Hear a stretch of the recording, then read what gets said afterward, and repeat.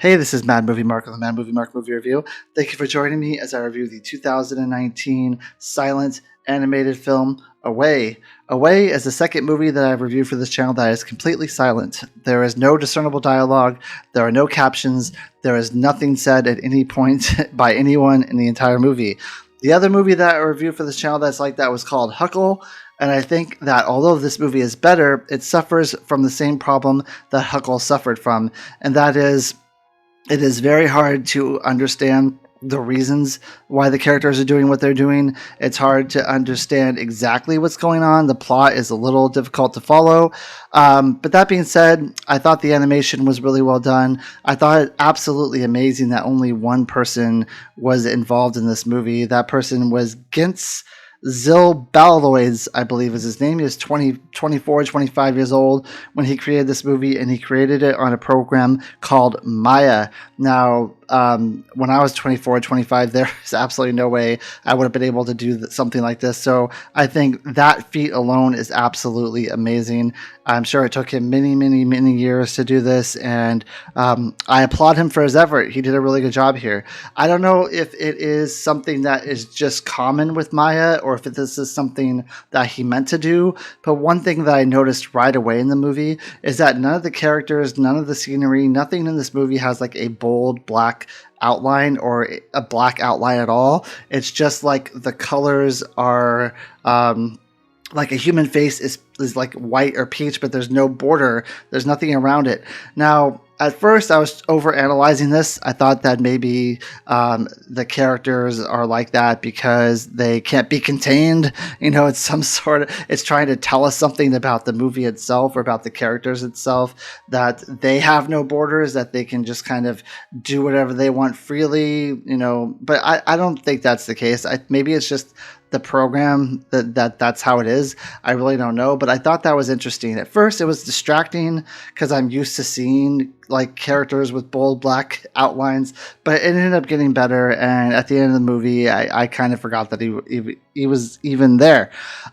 So Away has a 100% fresh rating from the critics on Rotten Tomatoes and a 56% fresh rating from the audience. I'm currently reviewing every movie that has a 100% fresh rating from the critics in chronological order. So what I can decipher that this movie is about: in the beginning, this child is kind of like parachuted onto this island, and on the island he meets a bird whom he befriends, and there is a large, very big, like stories high, hulking, shadowy figure that when he can kind of turn himself into a ball onto things. So if there's like a group of animals, he will ball himself over the animals and the animals will die. So he is a shadowy figure that is constantly following this kid and this bird throughout the movie, and they are constantly trying to escape it. In the beginning, the kid finds a motorcycle and he's able to kind of get around on the motorcycle away from the giant. We never really understand why the giant's there or why he's killing things, or how the kid ended up on this island with the giant, or really what the kid's destination is. I believe he's trying to get home, and the bird is just kind of traveling along with him. The cool thing about the bird is that eventually he meets up with other birds, and he's like the only colored bird. The other birds are all white. And the shadowy figure ends up running into the birds, and he kills all the birds but this main character, one who's not colored white. So I'm not sure how that happened or why that happened, but he seemed like he was immune to the death part of that. So the child and the bird are kind of running around this island trying to get away from Death. Death is following them. As Death is following them, he is like killing things on his way, on his warpath. And then eventually the kid does escape, and he gets away to wherever he's supposed to get to. And that's basically the entire movie. You don't really truly understand motives here. You don't understand 100% why things are happening, but you understand kind of what's going on enough to follow the movie and to realize what's happening.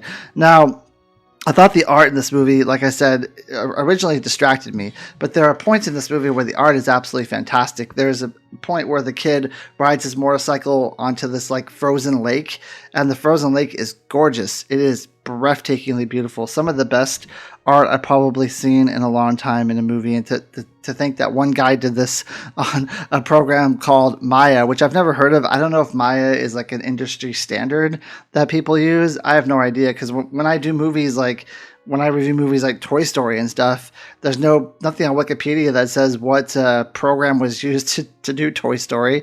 So I really don't know what is normal programs and what is not. If you just use something that was completely different that no one else uses to create movies like this, I don't know. But the art and the animation was absolutely phenomenal. I do think that this is an amazing feat that he was able to do this on his own, especially at such a young age, and to like finish it at 25. I'm pretty sure he finished it at 25, which means he started this in his early 20s. Is crazy. Like I don't think enough can be said about how much of a feat that is and how fantastic that is. I do wish the story was a little bit easier to follow. I do wish there was spoken dialogue in this movie, because I do have a really hard time caring about these characters. Oddly enough, the bird was the character that I cared about the most. I think it's just because when animals are in movies, I sympathize with the animals more. But it's hard for me to sympathize with the main character who's running away from this deathly, shadowy figure when I really know nothing about him. I don't know anything about his background or who he is or why he's running or how he got to where he is. It's hard for me to develop any type of emotional tie to that character. So, like, do I really care if he gets off the island? I mean, sure, I want him to get off the island, but ultimately, if that shadowy figure got him at the end of the movie and he wasn't able to escape, I don't know if I would have had an emotional reaction to that. I don't know if I really would have cared that much, because I didn't invest that much of myself into this character. The movie's also pretty short. I think it's like an hour and 10 or an hour and 15 minutes, which is what the same Huckle was, that the other movie that was a silent film as well. I mean, I'm luckily it's not like a 3-hour movie, but I just felt like it would have been nice to know who this person was, how he got there, why he is where he is, how if he's so close to home that he can traverse across an island and get to home, or whatever destination he's trying to get to.